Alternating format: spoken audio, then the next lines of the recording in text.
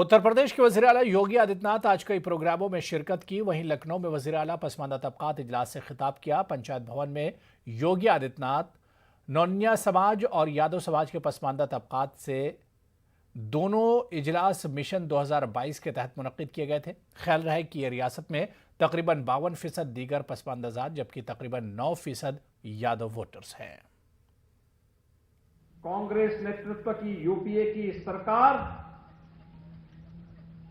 देश की कीमत पर राजनीति कर रही थी। देश की बाह्य सुरक्षा भी खतरे में थी और आंतरिक सुरक्षा भी खतरे में थी। बाह्य सुरक्षा के मोर्चे पर कभी चीन, कभी पाकिस्तान भारत की सीमाओं में घुसपैठ करता था और जब कभी इसकी आवाज उठती थी तो कांग्रेस नेतृत्व की सरकार कहती थी, नहीं चुप हो जाओ, मत बोलना।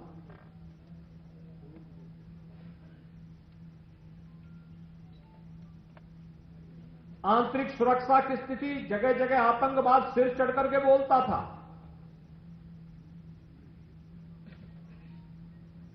कहीं आतंकवाद है, कहीं नक्सलवाद है, कहीं अराजकता है।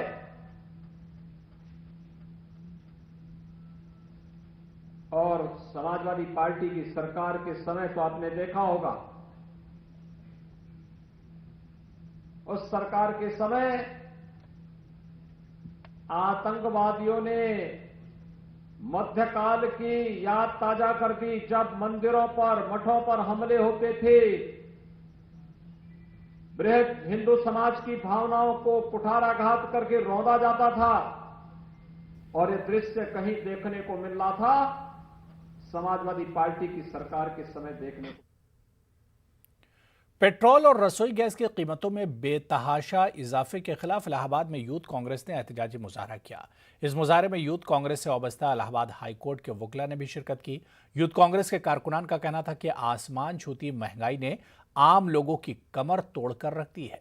एहतजाजी कारकुनान का कहना था कि यूथ कांग्रेस महंगाई के खिलाफ सड़कों पर निकलकर अपनी आवाज उठाती रहेगी।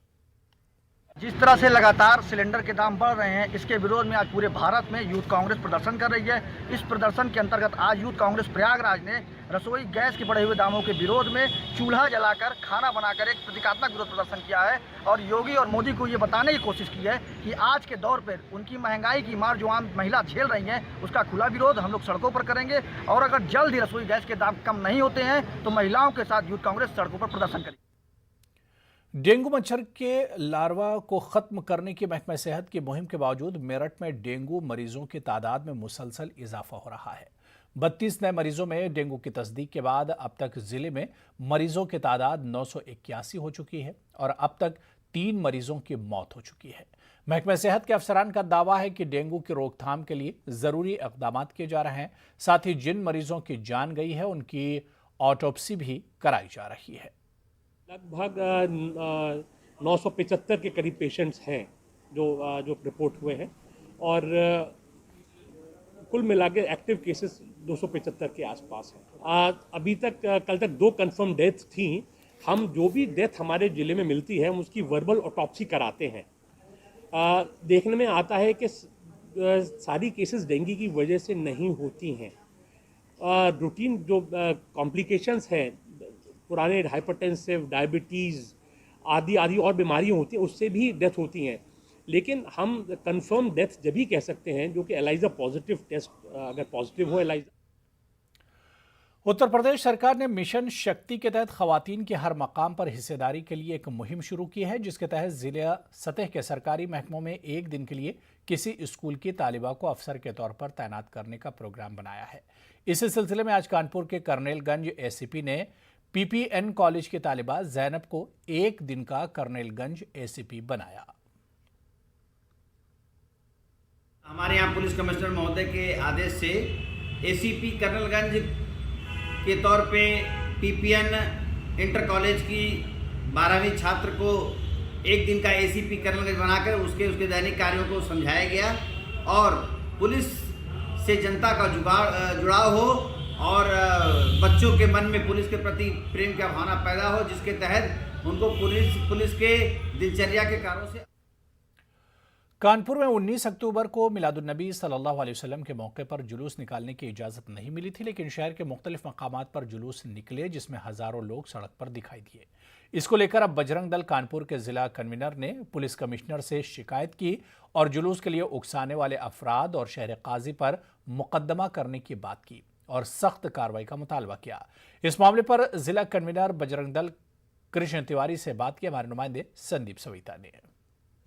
19 अक्टूबर को पैगंबर इस्लाम के जन्मदिन के मौके पर कानपुर में जुलूस मोहम्मदी की अनुमति नहीं थी, लेकिन उसके बावजूद लाखों लोग सड़क पर निकले। इसको लेकर बजरंग दल के लोग आज कमिश्नर से मिलने आए, पुलिस कमिश्नर से मुलाकात की और इन्होंने किस तरह की शिकायत की उनसे बात करते हैं। क्या शिकायत की आपने, मुलाकात की, क्या आपका कहना? एक चिंता का विषय है कि एक खुलेआम प्रशासन को चुनौती देने के बाद भी वह अपना जुलूस निकाल रहा है और इतनी आसानी से वह बच जा रहा है। क्या मांग की है आपने, क्या किस तरह की कार्रवाई की मांग की है? इतना बड़ा जुलूस निकाला है, उन सब पर, सभी शहर काजियों पर और मौलवियों पर, ये हयात जफर आजमी पर निश्चित रूप से सख्त कार्रवाई हो और ऐसा मुकदमा हो और ऐसी कार्रवाई होनी चाहिए कि आगे से सरकार, शासन प्रशासन की जो भी गाइडलाइन आए उस पर उसी के अनुसार ये लोग काम करें। इसलिए हम आग्रह करेंगे पुनः पुलिस कमिश्नर से कि इस मामले को संज्ञान में लेकर इस पर जितनी कठोरतम कार्रवाई हो सकती है वो की जाए। तो जिस तरह से आपने देखा कि साफ तौर से ये बजरंग दल के जो जिम्मेदार हैं हमारे साथ मौजूद हैं, इनका साफ तौर से कहना है कि शहर काजी और जिसने भी ये वीडियो वायरल किया था उस पर सख्त कार्रवाई होनी चाहिए। कानपुर से संदीप सविता, न्यूज़ 18 उर्दू। गाजियाबाद में त्योहारों के पेश नज़र मिलावट करने वाले मुतहर्रिक हो चुके हैं। ऐसी सूरत हाल में गाजियाबाद इंतजामिया फूड सप्लाई डिपार्टमेंट ने कई जगह छापे मारे और दुकानों से नमूने लिए। कुछ मिलावटशुदा अशिया बरामद हुई हैं और कार्रवाई भी की गई है। त्योहारी सीजन चल रहा है, ऐसे में मिलावटी खोर सक्रिय हो जाते हैं। जानते हैं गाजियाबाद के खाद्य सुरक्षा अभित अधिकारी विनीत जी से कि क्या तैयारी चल रही है उनकी तरफ से। सर, क्या तैयारी चल रही है मिलावटी खोरों से बचने के लिए? देखिए, इसके लिए हमने जनपद में 4 टीमें बना रखी हैं जो क्षेत्रों में लगातार निरीक्षण कर रही हैं, नमूने भरे जा रहे हैं और जो भी कार्रवाई हैं संबंधित वो की जा रही है। अभी तक कहाँ कहाँ पर ये कार्रवाई की गई है? ऐसा कोई पकड़ा गया इसमें जो मिलावट करते हुए? हाँ, कलचीना गांव में एक व्यक्ति को सिंथेटिक रूप से मावा बनाते हुए पकड़ा गया है और उसके खिलाफ आईपीसी का मुकदमा भी कायम करा दिया गया है और जो नमूने वहाँ से लिए गए हैं उन नमूनों को जांच के लिए प्रयोगशाला भेज दिया गया है। सर, क्या निर्देश होने चाहिए कि इन सावधानी कैसे रखें, जो मिलावटखोर करते हैं उसकी पहचान कैसे की जा सकती है?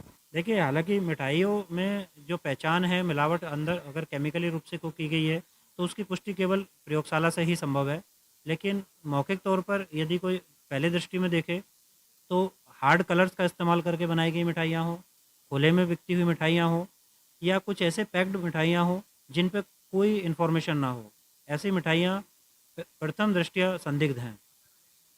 जनपद में कितनी टीमें लगाई गई हैं? 4 टीमें लगाई हैं, 11 खाद्य सुरक्षा अधिकारी हैं, सभी को 4 अलग अलग जोनों में बांट दिया गया है और वो लोग निरंतर काम कर रहे हैं। सर, किस तरह सैंपल लिए जाते हैं और उसकी रिपोर्ट कब तक आती है जो आगे की कार्रवाई की जाए? देखिए, रिपोर्टें प्रयोगशाला से 1 महीने से पहले हमें नहीं प्राप्त हो पा रही हैं, 1 महीना लग रहा है वहाँ से और उसके बाद ही उसमें विधिक कार्रवाई बढ़ती है आगे। तो खाद्य सुरक्षा अभित अधिकारी विनीत जी थे, इन्होंने साफ तौर पर कहा है कि जो मिलावटखोर है उनके लिए अभियान चलाया जा रहा है और लगातार कार्रवाई की जा रही है। रोहित सिंह, न्यूज़ 18 गाजियाबाद। तो ये गाजियाबाद साइबर पुलिस के जरिए एक ऐसे गिरोह का पर्दाफाश किया है जो लोगों को उरिया वीडियो कॉल करके जाल में फंसाता था और रकम वसूल करता था। इस मामले में पुलिस ने 4 खवातीन समेत 5 अफराद को गिरफ्तार किया है। पुलिस के मुताबिक ये गिरोह 2 साल से एनसीआर में ये गोरख धंधा चला रहा था। सूचना मिलने के बाद हम लोगों ने अपनी टीमें बना दी जिसमें साइबर सेल और नंदग्राम थाने की फोर्स थी। इसी सूचना के फलस्वरूप हम लोगों ने एक सेक्स रैकेट पकड़ा है जो कि लोगों से स्ट्रिप चैट नामक एक वेबसाइट पे जो रजिस्टर करते थे।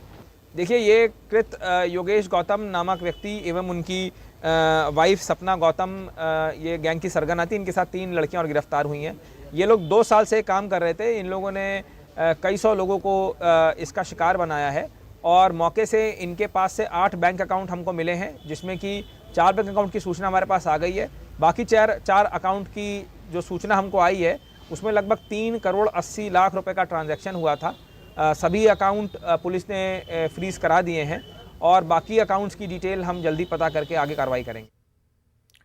अलीगढ़ मुस्लिम यूनिवर्सिटी गर्ल्स स्कूल की 7वीं जमात की तालिबा सैयदा लाइबा अली ने Uttar Pradesh rural sports association की जानिब से नोएडा में मुनक्किदा रियासती सतह के रूरल डर्बी स्केटिंग चैंपियनशिप में कामयाबी के साथ गोल्ड मेडल हासिल किया है।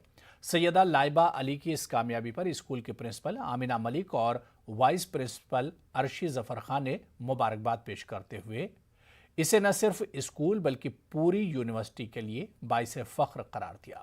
उन्होंने कहा कि लड़कियां आज हर मैदान में लड़कों के शाना बशाना चल रही है, हमें इन्हें राह हमवार करके देनी चाहिए और किसी तरह की कोई तफरीक न की जाए।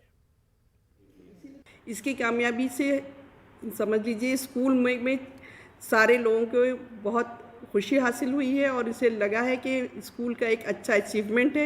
ये खाली स्कूल ही का नहीं बल्कि यूनिवर्सिटी का अचीवमेंट है, क्योंकि लड़कियों को हम लोग बाहर नहीं जाने देते हैं और अब बच्चियां बाहर भी निकल रही हैं और वहाँ जाके गोल्ड मेडल भी हासिल कर रही हैं। और मेरा यही कहना है कि लड़कियों को बाहर निकलना चाहिए और जो भी कंपटीशन है उस कंपटीशन में जाना चाहिए और अलग अलग प्राइज़ हासिल करना चाहिए और इसी तरह लड़कियां आगे बढ़ती ही चली जाएंगी और लड़कियां को शाना बशाना लड़कों के साथ ही चलना मेरे हिसाब से बेहतर है। इस साल 18 बरस की उम्र पूरी करने वाले नौजवानों में अपने हक रायदही का इस्तेमाल करने और वोटर लिस्ट में अपना नाम दर्ज कराने के लिए इलाहाबाद में वोटर बेदारी मुहिम की शुरुआत की गई है। वोटर बेदारी मुहिम के पहले दिन शहर की सड़कों पर 1000 से ज्यादा तलबा और तालिबात ने अवामी बेदारी रैली निकाली। रैली में शहर के कई बड़े तालीमी इदारों के तलबा और तालिबात ने शिरकत की। वोटर बेदारी रैली के जरिए आवाम को जमहूरी हुकूक के बारे में बाखबर किया गया। रैली में शामिल अफराद ने आवाम से अपील की कि वो इंतखाबात में अपने जमहूरी हक का इस्तेमाल लाजमी तौर पर करें। हमारे बच्चे व्यवस्थित रूप में 1200 की संख्या है हमारे विद्यालय की, सारे बच्चे इसमें रैली में सम्मिलित हो रहे हैं और बच्चों में बहुत ही उत्साह है और जो भी नागरिक हैं उनको इस संबंध में जागरूक भी किया जा रहा है। हम बढ़ चढ़ करके मेरठ में जश्न सर सैयद तकरीबात के सिलसिले में चौधरी चरण सिंह यूनिवर्सिटी के शोबे उर्दू में खुसूसी प्रोग्राम का इनेकाद किया गया। अदब और समाज के फ़रोग में सर सैयद का किरदार के उन्वान से मुनक्किदा 2 रोज़ा बैनुल-अक़वामी सेमिनार में अदबी और समाजी शख्सियात ने शिरकत की। इस मौके पर यूजी और पीजी सतह के तालिब इल्मों में तकरीरी मुकाबलों का भी इनेकाद किया गया और तलबा और तालिबात को सर्टिफिकेट तकसीम किए गए। सर सैयद के मिशन को आगे बढ़ाने वाली रेख्ता और जदीद फाउंडेशन जैसी तंजीमों से वाबस्ता अफराद को भी सर सैयद अवार्ड और मोमेंटो पेश करके हौसला अफजाई की गई। से मोहब्बत करने वाले लोग हैं, उनको सबको जोड़ने का काम करते हैं और सबको पैगाम के तौर पर सर सैयद ने जो कुछ किया अमली तौर पर हम अपनी ज़िंदगी में उतारे, यही पैगाम सर सैयद का आम करने की कोशिश हम लोग करते हैं और हमारा मकसद यही है कि सर सैयद को नई नस्ल पहचाने, नई नस्ल में सर सैयद आम हो। सर सैयद के कारनामे, उन्होंने जो तालीम के लिए काम किया, उन्होंने जो समाज के फ़रोग के लिए काम किया, उन सब कामों को नौजवान नस्ल तक पहुंचाना हमारी जिम्मेदारी है। साइंटिफिक सोसाइटी बनाई उन्होंने, रिसाले निकाले उन्होंने, अलीगढ़ मुस्लिम यूनिवर्सिटी बनाई जिसमें आज हज़ारों स्टूडेंट मुल्क भर के फैज़याब हो रहे हैं। तो जो तालीम का चिराग जला है अलीगढ़ से और ज़बान और फिर उर्दू तहज़ीब, उर्दू ज़बान, उर्दू कल्चर का जो फ़रोग अलीगढ़ मुस्लिम यूनिवर्सिटी से हुआ है, सर सैयद की देन है। इसमें तकरीबन हमारे पास अगर ये कोरोना के दौर को हटा दूं तो हमारे पास 1200 के करीब बच्चे थे। कि हमारा मिशन था कि जो समाज का बिल्कुल दबा कुचला तबका, उसमें हमने कोई नाम नहीं रखा था कि सिर्फ मुस्लिम्स। वो बात एक अलग है कि मुस्लिम्स जब इदारे खोलते हैं तो कुछ माहौल का ऐसा हो गया, मुल्क का सिनेरियो ऐसा हो गया कि मुस्लिम इदारों की तरफ मुस्लिम ही ज़्यादा जाते हैं। तो हम उसमें कामयाब भी हुए किसी हद तक और दबे कुचले लोगों पर काम कर पाए और अल्लाह का शुक्र है कुछ ऐसे इदारे हम कायम कर पाए जो एक बेहतरीन तालीम देते हैं। दुनिया भर में कोरोना की तबाही के बाद जब मुल्क में कोरोना की वैक्सीन आई तो एक राहत की उम्मीद नजर आई थी और फिर मुल्क के साइंटिस्ट ने जो नुमाया अंजाम दिए, इसी का नतीजा है कि आज हमारे मुल्क में 100 करोड़ अफराद को वैक्सीन लग चुकी है। हुकूमत की इस कारकर्दगी पर इनकी सताइश का सिलसिला जारी है। अलीगढ़ मुस्लिम यूनिवर्सिटी ने भी vice chancellor professor Tariq Mansoor की क़यादत में हुकूमत को मुबारकबाद पेश की है। एएमयू के तर्जुमान उमर पीरजादा ने बताया कि कोरोना वबा के दौर में एएमयू के जवाहरलाल नेहरू मेडिकल कॉलेज ने जो कलीदी रोल अदा किया, इसकी सताइश मुल्क गिर सतह पर की गई। आज जब मुल्क में यह दिन नसीब हुआ है तो इसके लिए हुकूमत हिंद, वज़ीर आज़म, महकमा सेहत सभी मुबारकबाद के मुस्तहिक हैं। अलीगढ़ मुस्लिम यूनिवर्सिटी ये जो मैसिव एम मैचलेस अचीवमेंट यानी कि 100 करोड़ वैक्सीनेशन का लक्ष्य जो पूरा करा गया है, इसके लिए वज़ीर आज़म और हुकूमत हिंद, मिनिस्ट्री ऑफ हेल्थ और मिनिस्ट्री ऑफ एजुकेशन को मुबारकबाद देती है। और इसी का जो कहना चाहिए, जिस मोटो से कि सबका साथ सबका प्रयास, नेशनल क्रिएट्स हिस्ट्री, इसमें 100 करोड़ वैक्सीनेशन का जो ड्राइव था वो पूरा हुआ है और आगे भी होता रहेगा, क्योंकि जो अनप्रेसिडेंटेड कोविड-19 पैंडेमिक था उसमें अलीगढ़ मुस्लिम यूनिवर्सिटी की भागीदारी रही है। हमारे vice chancellor professor Tariq Mansoor साहब, जो खुद एक डॉक्टर हैं और प्रिंसिपल रह चुके हैं जे.एन. मेडिकल कॉलेज की जो लेवल 2 कोविड हॉस्पिटल है, उन्होंने भी इसमें बहुत। मरकज़ी हुकूमत की जानिब से अवामी फलाह बहबूद की स्कीमें चलाए जाने का ज़ोर शोर से ऐलान किया जाता है, लेकिन आज भी बहुत से मुस्तहिक हैं जो हुकूमत की सहूलियात से महरूम हैं। ये कहना है कांग्रेस पार्टी के लीडर इंजीनियर आगा मोहम्मद यूनुस का। उन्होंने आज मुतालिका स्कीमों से जुड़े अफसरान पर बदनवानी का इल्ज़ाम आयद करते हुए जांच कराए जाने का मुतालबा किया और एक अर्ज़दाश्त ज़िला इंतज़ामिया को पेश की। इनका इल्ज़ाम है कि मुस्तहिक महरूम हैं, जबकि गैर मुस्तहिक अफराद को मकानों के अलॉटमेंट हो रहे हैं। लाल किले के प्राचीर से माननीय प्रधानमंत्री महोदय जो एक वचन जारी करते हैं, जिसको प्रवचन ही कहा जाएगा, वो कहते हैं कि हमने गरीबों के नाम पे आवासीय योजना में ये किया वो किया, लोगों को जिनके छत नहीं थे हमने घर दिए। आज मैं इन गरीब महिलाओं को, गरीब लोगों को लेकर के आया हुआ हूं और आज आपके सामने है कि जिनके पास छत नहीं है, जो झोपड़ियों में रह रहे हैं, सड़कों पर रह रहे हैं, कहीं किराए पर रह रहे हैं, वो गरीब लोग जो है कई बार आवेदन करते हैं, उनका निरस्त कर दिया जाता है। पूरा का पूरा आवासीय योजना जो यहाँ पर डूडा के अधिकारी हैं वो कहीं ना कहीं घोटालों में लिप्त हैं और ऐसा पूरी तरह से रिसोर्सेज से पता चल रहा है। बावजूद इसके ये कहीं ना कहीं सरकार के स्तर से, शासन स्तर से हम ये बात मांग करने आए हैं कि इन सब की आवासीय योजना की न्यायिक जांच कराई जाए, जो अति अनिवार्य है। इन सब पर ईडी के छापे मारे जाएं, अगर ये कहीं लिप्त पाए जाते इनकम टैक्स के छापे मारे जाएं। गरीबों को मकान नहीं मिल रहा है तो आखिर गैर पात्रों को मकान कैसे? हम जमालपुर में रहते हैं, 5 साल से मेरा ओके हुआ है। जब मैं डूडा आती हूँ, जब भी कहती हूँ कि कह देते हैं यहाँ नहीं। एक दफे आई, इन्होंने सुना मेरी, कह मजाक क्वारसी पे गई थी मैं, वहाँ से गया 2.5 लाख रुपए आपको माफ है, 2.5 लाख का आपको फॉर्म भरना पड़ेगा, किस्त भरवानी। मार्केट कैप के हिसाब से मुल्क की सबसे बड़ी कंपनी रिलायंस इंडस्ट्रीज ने दूसरी सैमाही के नतीजे का ऐलान कर दिया है। 30 सितंबर 2021 को खत्म हुए सैमाही में कंपनी का मुनाफा 13,680 करोड़ रुपए पर रहा, जबकि पिछले यानी जून सैमाही में कंपनी का मुनाफा 12,273 करोड़ रुपए रहा था। आपको बता दें कि दूसरी सैमाही में कंपनी का मुनाफा 12,480 करोड़ रुपए रहने का अंदाजा लगाया गया था। 30 सितंबर 2021 को खत्म हुए सैमाही में कंपनी की कॉन्सोलेटेड आमदनी 1.67 लाख करोड़ रुपए रहा। काबिल गौर है कि इसी माली साल की पहली सैमाही में कंपनी की कॉन्सोलेटेड आमदनी 1.40 लाख करोड़ रुपए रही थी। चलिए यहां पर रुकेंगे फिलहाल छोटे से ब्रेक के लिए।